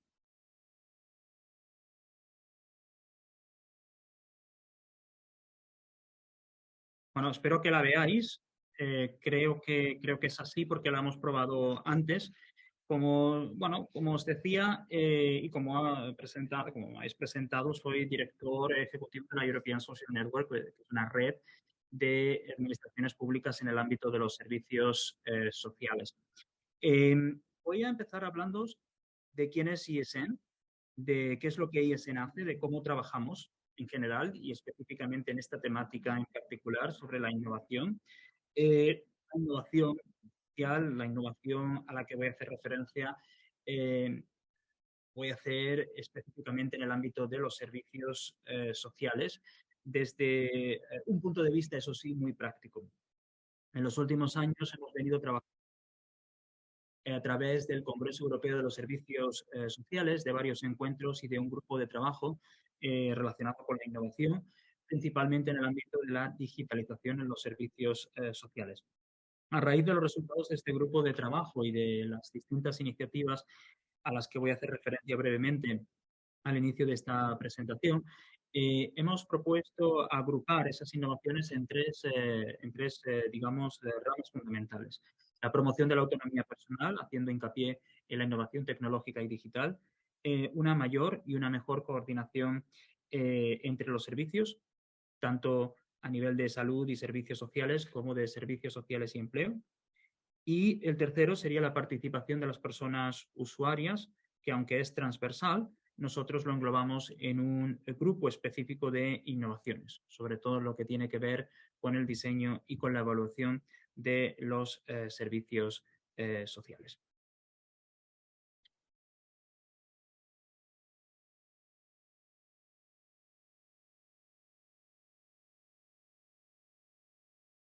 Bueno, si me permitís, en primer lugar os voy a explicar quiénes somos. Somos una red de administraciones públicas, principalmente en el ámbito de los servicios sociales, con más de 160 organizaciones miembros en 35 países. Nos dedicamos principalmente al intercambio de conocimientos y experiencias, con el objetivo de promover modelos innovadores en los servicios sociales públicos y promover políticas en servicios sociales y de inclusión social que sean eficaces y efectivas.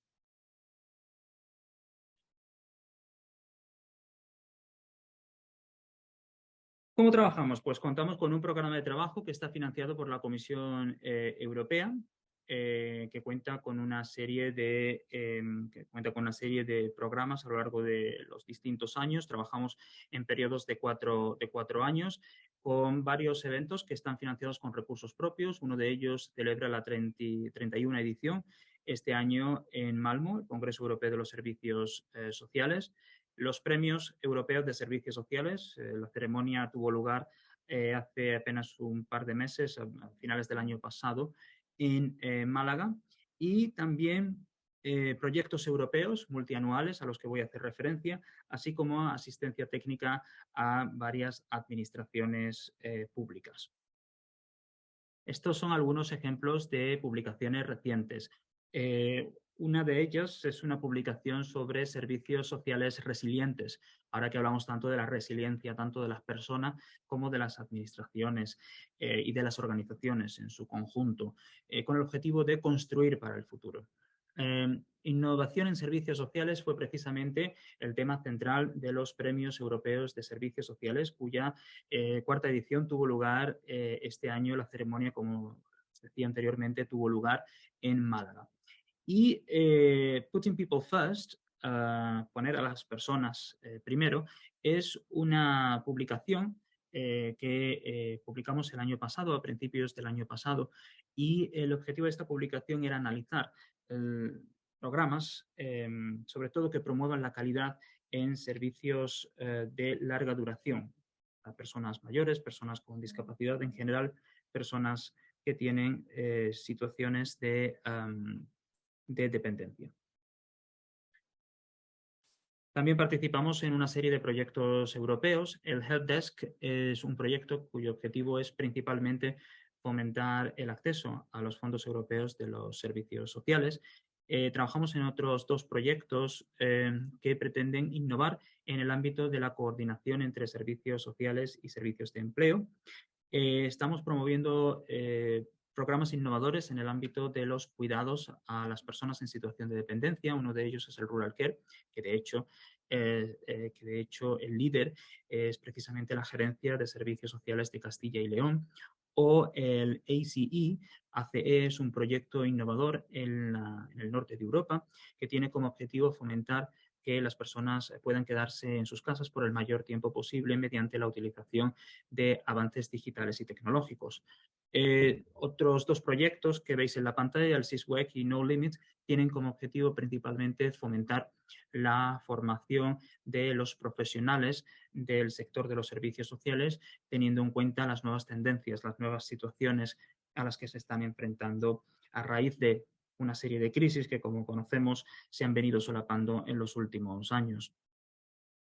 Efectivamente, la innovación es necesaria y fundamental a la hora de reformar y de mejorar los servicios sociales. Como bien sabéis, los servicios sociales en el conjunto de Europa han venido experimentando esa necesidad de innovación hacia modelos que por un lado les permitan aumentar la eficacia y la eficiencia, por ejemplo, mediante la eliminación de solapamientos o de vacíos, pero también la efectividad, es decir, conocer si las intervenciones funcionan, si tienen un resultado positivo en las personas a las que se les aplica, o al menos que no generen daño, y adaptarse a situaciones en las que los sistemas están cada vez más tensionados. Por un lado, por la evolución demográfica en Europa y por otro, por las medidas de austeridad que se han venido produciendo en los últimos años en los servicios públicos, sobre todo a raíz de la anterior crisis. Además, el contexto de situación, el contexto de situación externa en el que los servicios sociales actúan, implica que en los dos últimos años se han vivido una serie de situaciones de crisis que se han ido solapando. El COVID-19, catástrofes naturales, las crisis de precios e inflación, la invasión de Ucrania por parte del ejército ruso, con la consecuente llegada a los países, todos los países de Europa, pero sobre todo a los países limítrofes, de miles y de hasta millones de refugiados, sobre todo madres con hijos. Por lo tanto, las innovaciones que no solamente eran necesarias, sino que además es de urgencia el ponerlas en marcha.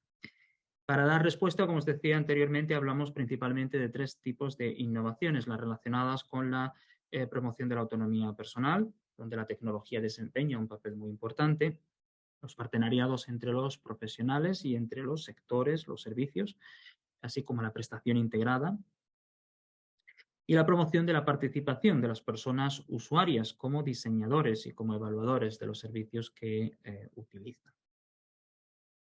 Priorizando eso sí y teniendo siempre en mente que el objetivo fundamental es mejorar el bienestar de las personas. Como os decía antes, en lo que respecta a la promoción de la autonomía personal, la tecnología desempeña un papel fundamental. Las situaciones digitales utilizadas por los servicios sociales incluyen la inteligencia artificial, los sistemas de gestión de casos de datos, de casos digitales, las tecnologías para apoyar los cuidados. La idea es que estos avances tecnológicos ayuden a mejorar la prestación de los servicios sociales y la calidad de vida de quienes los utilizan. Especialmente importante es la gestión de la información, tanto en lo que tiene que ver con la gestión de datos, para poder generar evidencias, para poder homogeneizar procesos, para poder generar estándares, como también a nivel de la mejora y la facilitación del trabajo en red de los y de las profesionales y, por supuesto, para mejorar el servicio que se presta y la experiencia de las personas usuarias, que debe ser el objetivo fundamental. Mediante la mejora de esa experiencia, mejorar la calidad de vida y el bienestar de las personas. Al mismo tiempo, hablamos también de avances a nivel de las organizaciones. La tecnología debe contribuir a optimizar recursos, a identificar solapamientos, vacíos que pueden existir en la prestación, en el diseño y, por supuesto, en la evaluación de los servicios sociales y, por tanto, llegar a más personas y así generar un impacto. No podemos hablar de la tecnología y de la digitalización en los servicios públicos, entre ellos los servicios sociales, sin hablar de los fondos Next Generation. Esto es porque la financiación europea destinada a apoyar la digitalización de los servicios públicos es muy importante y dentro de estos la que se destinará a los servicios sociales.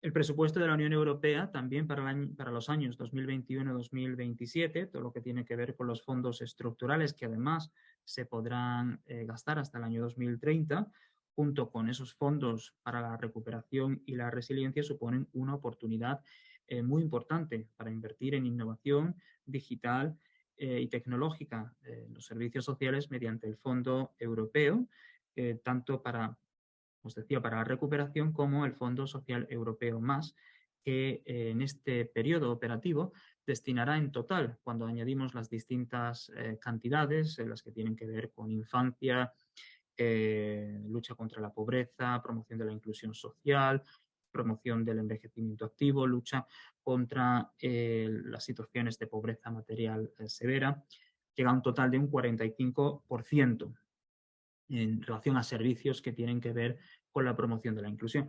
Financiación que sin duda alguna debe aprovecharse para instrumentos que muchas veces son más difíciles, ¿no?, de financiar a nivel local, a nivel regional y nacional, como son los proyectos piloto de innovación. Algunos ejemplos concretos de transformación digital en los servicios sociales que se han venido dando en los últimos años incluyen el desarrollo de competencias digitales para los profesionales de los servicios sociales mediante modelos de ecodiseño, la construcción de modelos de inteligencia colectiva con la ayuda de técnicas de machine reading o procesamiento del lenguaje que permiten analizar flujos de datos de, por ejemplo, muchos años, ¿no?, datos que se han venido almacenando o recabando por parte de los servicios públicos y mediante un algoritmo facilitar así la toma de decisiones de los profesionales. Con esos avances se puede ayudar a mejorar la planificación, la gestión y la prestación de esos servicios. Por supuesto, la inteligencia artificial y la recogida de datos deben servir para hacer un mapeo, para dar un seguimiento, para evaluar la realidad social, poniendo esa información a disposición de forma ordenada para que sea el profesional o la profesional quien tome, o profesionales quien tome las decisiones. Por lo tanto, otro ámbito muy importante en relación a la innovación es la integración de modelos de datos y de análisis de sesgos potenciales en los algoritmos que se pueden utilizar en la digitalización de los servicios sociales para prevenir cualquier forma de discriminación. Precisamente relacionado con ese aspecto, la creación de estándares en la digitalización de servicios sociales para que los utilicen de manera compartida las administraciones que están implicadas en la planificación de los servicios sociales, así como en su distribución y evaluación, es obviamente un aspecto a destacar y que debe implementarse e integrarse en las estrategias de innovación y digitalización. Programas, como bien conocéis, de teleasistencia avanzados que incluyan la evaluación, la consulta, la monitorización de las personas en remoto y también el apoyo al personal laboral o a los cuidadores informales en los aspectos físicos del cuidado, como pueden ser en la detección de caídas, la ayuda a las personas a incorporarse o a levantarse, llaves electrónicas en remoto, sensores de monitorización inteligentes, etc. Algunas experiencias que os puedo mencionar en relación a la digitalización de los servicios sociales. Pues esta experiencia de inteligencia colectiva del Ayuntamiento de Barcelona me parece muy interesante porque lo que han hecho es generar un modelo a partir de la información que han venido recabando los propios profesionales a lo largo de los últimos 10 años. La idea es que con los datos de más de 300.000 casos, a partir de las notas de los profesionales, el modelo procesa y genera una propuesta para los recursos que se deben destinar en función del análisis, ¿no?, de la situación, de las necesidades de las personas que acuden a los servicios sociales. Posteriormente, la propuesta la evalúa el profesional y o bien la aprueba o no en función de las circunstancias. Lo que nos pareció interesante también es que los profesionales nos decían que en la mayoría de los casos las propuestas que hacía el sistema eran similares a las que habrían hecho ellos mismos. Por lo tanto, es una oportunidad para poder utilizar más tiempo con las personas y dedicar menos a tareas administrativas si se cuenta con ese apoyo por parte de este sistema de inteligencia artificial. Como os decía al principio de la intervención, gracias a los trabajos que hemos hecho en ISN sobre digitalización, podemos identificar ejemplos en 4 áreas. Por un lado está la automatización de procesos. Son muchos los miembros de nuestra red que utilizan esta herramienta porque es un buen nexo entre los sistemas antiguos y los sistemas nuevos, y de hecho es una de las áreas en las que más se ha invertido, o bien en la automatización de procesos manuales para los trabajadores, o bien en la automatización de procesos dentro de la propia organización, o también en la automatización de solicitudes por parte de nuevos usuarios. El análisis predictivo, similar al del ejemplo de Barcelona, se puede aplicar tanto a la optimización de servicios como a la predicción de la demanda futura, así como a la definición de perfiles de riesgo y a la detección de posible fraude. El uso de esta herramienta, sin embargo, está aún bastante limitada dentro de los servicios sociales, en gran parte debido a posibles sesgos y al coste de la tecnología.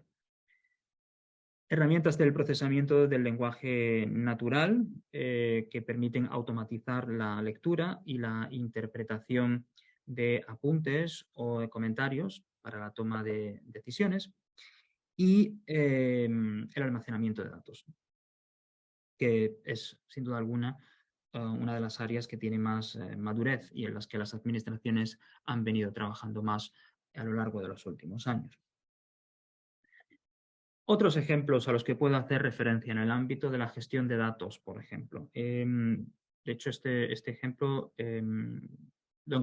ejemplos similares los encontramos en distintos países. Este ejemplo en concreto es de Asturias, donde la Consejería de Derechos Sociales creó una aplicación de gestión de datos procedentes de centros residenciales mediante una herramienta que permitía compartir información en tiempo real entre los centros residenciales de la región, para lo cual además tuvieron que desarrollar una normativa a este efecto. La idea era el poder trasvasar los recursos allá donde se detectara una necesidad, por ejemplo, entre los profesionales o para aislar residencias durante el periodo COVID, lo cual supone una herramienta importante a la hora de gestionar recursos en situaciones de crisis. O en tecnología, para apoyar a los profesionales del sector, en el condado de Hampshire, en Inglaterra, han desplegado los cobots, o robots colaborativos, que son dispositivos que ayudan en la prestación de cuidados a las profesionales y los profesionales y a los cuidadores en los aspectos físicos de su trabajo. Por ejemplo, a la hora de sujetar, de mover, de cargar a una persona con movilidad reducida, de forma que se ajustan a la cintura y así, por ejemplo, pueden levantar a personas que tengan problemas de movilidad, a facilitarles el trabajo y reducir lesiones. Y como os decía anteriormente, otro ejemplo de promoción de la autonomía personal de una manera innovadora es el proyecto Rural Care, que está liderado por la Gerencia de Servicios Sociales de Castilla y León y está financiado por el Fondo de Innovación de la Unión Europea. El objetivo es llegar a un modelo de cuidados que fomente la autonomía y el envejecimiento activo de las personas a través de una atención que sea integrada, coordinada entre los servicios sociales y salud, que ofrezca una atención individualizada y que se centre en el hogar como hilo conductor y que impulse un proyecto de vida y un enfoque comunitario en el entorno rural. La idea es prestar solo lo que las personas necesitan, pero hacerlo por el tiempo y por las horas que lo necesiten. Un planteamiento muy distinto al planteamiento que en general existe en la legislación y cómo se suelen crear los servicios. Como comentaba anteriormente, cada año celebramos el Congreso Europeo de Servicios Sociales y este año tendrá como tema la tecnología y la digitalización para promover la autonomía y la inclusión. Algunos de los ejemplos de programas y experiencias de Europa y fuera de Europa que se van a presentar me gustaría destacar en esta presentación porque creo que son muy interesantes para las temáticas que pretendéis abordar. Incluyen, por ejemplo, aplicaciones digitales, una aplicación digital para niños y para jóvenes con padres que tienen problemas de adicción al alcohol en un consorcio de 15 municipios de Dinamarca. O tecnología para apoyar la participación en el mercado de trabajo de personas con discapacidad intelectual en los Países Bajos. O un software para promover el acogimiento familiar de niños que están en el sistema de protección en Estados Unidos. O un procedimiento digital e integrado de rentas mínimas y servicios sociales en Noruega, ahora que hablamos tanto del ingreso mínimo vital en España y de cómo mejorarlo. En relación a lo mismo, una aplicación para determinar el apoyo financiero a personas beneficiarias en los servicios sociales en Bélgica. O contratación de servicios sociales digitales a partir de procesos de consulta con profesionales y usuarios en experiencias en Inglaterra y en España. O una aplicación para ayudar a mujeres sin domicilio fijo a apoyarlas con problemas de salud, de educación y de autocuidados en Escocia. Y un modelo de inteligencia artificial para determinar perfiles dentro de los servicios de promoción de la autonomía personal y en función de estos perfiles adoptar o determinar el programa a seguir, que es otro ejemplo en Suecia. Estos son solo algunos de los ejemplos de las distintas sesiones que tendrán lugar a lo largo de estos 3 días y que creo que es interesante que lo conozcáis y que efectivamente si estáis interesados podáis inscribiros en el enlace que aparece en la diapositiva y que os podemos hacer llegar. Pero más allá de la tecnología y de la digitalización, otra vertiente fundamental de la innovación en los servicios sociales para avanzar a modelos que aborden eficazmente los retos sociales actuales, sin duda alguna, es una mayor coordinación y una prestación integrada de servicios entre distintas áreas y entre profesionales de distintos sectores. Los ejemplos más comunes, sin duda alguna, servicios sociales y salud y servicios sociales y empleo. Pero, a pesar de que son los más comunes, tenemos ejemplos de prácticas, de programas en distintos países, pero sí que es cierto que en muchas ocasiones son proyectos o iniciativas piloto que no necesariamente pasan a ser prácticas estructurales. No obstante, es necesario avanzar en la inversión en esos pilotos, pero sobre todo en garantizar que se conviertan en programas estructurales, en actuaciones transversales, interdepartamentales y que estén debidamente coordinadas. Veamos algunos ejemplos. El proyecto Mission, que en inglés sería Mobile Integrated Social Services Increasing Employment Outcomes for People in Need, o servicios sociales integrados y móviles para incrementar las perspectivas de empleo de personas en necesidad. De Bélgica, fue un proyecto EASI, financiado con fondos de innovación de la Comisión Europea, en el que participamos como asesores. El objetivo era desarrollar, implementar y evaluar un programa piloto destinado a que tanto los servicios sociales como de empleo llegaran a más familias en situación de vulnerabilidad, porque estas familias aún eran beneficiarias del ingreso mínimo, pero no recibían ningún otro tipo de apoyo a los que también podían acceder en función de sus circunstancias. Es el término que quizás conozcáis en inglés non-take-up. Se llevó a cabo en la ciudad belga de Kortrijk, aunque se hizo en cooperación con otras ciudades belgas y el gobierno de Flanders. En lugar de que las familias tuvieran que arreglárselas con el sistema de apoyos, que suele ser bastante fragmentado, lo que se hizo fue crear una figura profesional específica, un gestor de casos, que básicamente lo que hacía era tratar de ir casa por casa, por eso son servicios móviles, para mantener entrevistas con las personas, las familias que se habían identificado al estar accediendo a la renta mínima y explicarles, ofrecerles distintas posibilidades de apoyo y un programa integral e integrado de apoyo para, por un lado, filtrar aquellos recursos a los que las familias tenían derecho, hacer seguimiento con las familias y así poder, digamos, identificar patrones, los obstáculos para acceder a esos servicios y cómo se pueden solventar.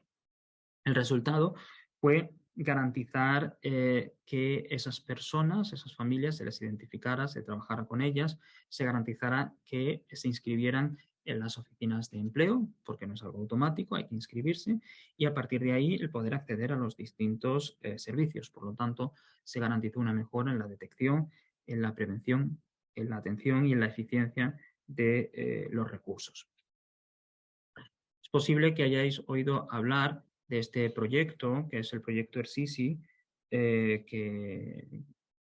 bueno, en inglés sería Enhancing the Right to Social Inclusion through Service Integration, o mejorar el acceso a la inclusión social mediante la coordinación e integración de servicios, también un proyecto EASI, esta vez en Navarra, en España, en el que la idea era el poder poner en marcha un piloto para que el sistema de renta mínima estuviera acompañado de un programa de apoyos reforzados que incentivara la inserción laboral, así como la inclusión social. Se llevó a cabo de manera conjunta. Lo que se hizo fue formar, por un lado, a los profesionales de empleo y, por otro, a los profesionales de los servicios sociales por parejas. Y así asegurar que hubiese una actuación coordinada por parte de los profesionales de ambos sectores que pudieran asesorar, guiar y garantizar el apoyo necesario de forma conjunta y coordinada de la evaluación de las necesidades, por un lado, así como de la monitorización, el seguimiento, ¿no? Y la evaluación conjunta. Los resultados fueron bastante positivos. De las 500 personas que participaron, además se hizo con una prueba, un grupo de control. Más del 43% lograron un empleo en el año posterior al programa, frente al 37% del grupo de control. Por lo tanto, y a partir de esos resultados positivos, en la región de Navarra se le ha dado seguimiento a ese proyecto, transfiriéndolo a otras zonas de la región, más allá de los municipios en los que se implementó el piloto. Y similar, el proyecto Sheitu, que ahora se está desarrollando en Asturias, pretende también llevar a cabo estrategias innovadoras para la inclusión activa mediante partenariados locales integrados. La idea es que a partir de la implantación del ingreso mínimo vital y el efecto que ha tenido con respecto a los sistemas de renta, En Asturias se está tratando de reforzar ese sistema mediante un enfoque de activación inclusiva, sobre todo para aquellas personas que están más alejadas del mercado laboral, para aquellas que tienen más dificultades para acceder a un empleo. La idea es proponer una perspectiva integral en la que, por un lado, haya un apoyo económico, pero que ese apoyo económico esté reforzado, esté complementado con programas de activación y también con programas de capacitación digital, de acceso a vivienda, educación, participación en la comunidad, entre otros.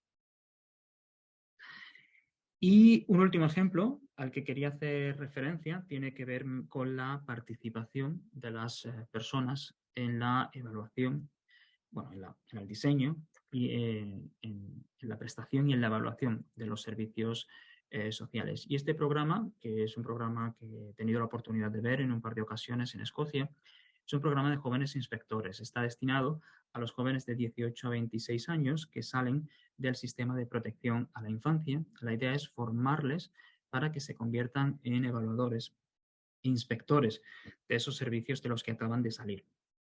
Así se les invita, digamos, se fomenta que tengan interés en esos servicios y además se utiliza el hecho de que ya tienen esa experiencia, por lo tanto son capaces de crear un vínculo con sus pares más rápido que el que crearían los profesionales.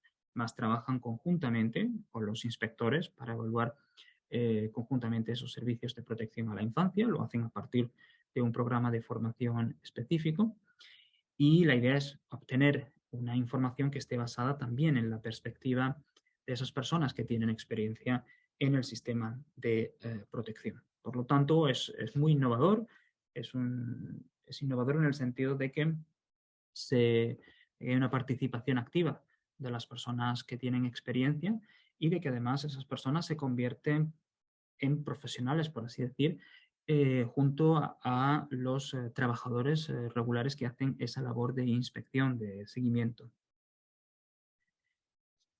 Pues con esto voy a ir concluyendo. Sin duda alguna, creo que esa necesidad de innovar en los servicios públicos y nosotros, nuestro foco es principalmente los servicios sociales. Yo creo que está más clara que nunca. Es necesaria porque nos permite avanzar en la reforma, en la mejora, reformar para mejorar las políticas públicas y avanzar hacia sistemas de servicios y de protección de las personas que sean capaces de dar respuestas a una demanda actual y una demanda futura que es distinta de la demanda que existía anteriormente y que sean lo suficientemente resilientes como para afrontar un contexto que sin duda alguna es complejo, lo es en la actualidad y lo va a seguir siendo en el futuro. Esa innovación, sin duda alguna, requiere avanzar en la digitalización, como hemos visto al principio de la exposición, pero también en, digamos, estructuras legales, políticas, profesionales que permitan avanzar, apoyar el intercambio entre los profesionales en el uso y en la integración de los datos, en mejorar los estándares para poder poner en marcha ese intercambio, en formar a los profesionales y en apoyar a las personas usuarias para, sobre todo y principalmente, que esas mejoras vayan encaminadas a apoyarles hacia una vida independiente y de inclusión plena en la comunidad. Y yo creo que con esto voy terminando. Tenéis ahí los datos por si queréis poneros en contacto, si queréis acceder a la información de nuestra página web. Y si tenéis alguna pregunta, pues no dudéis en preguntar.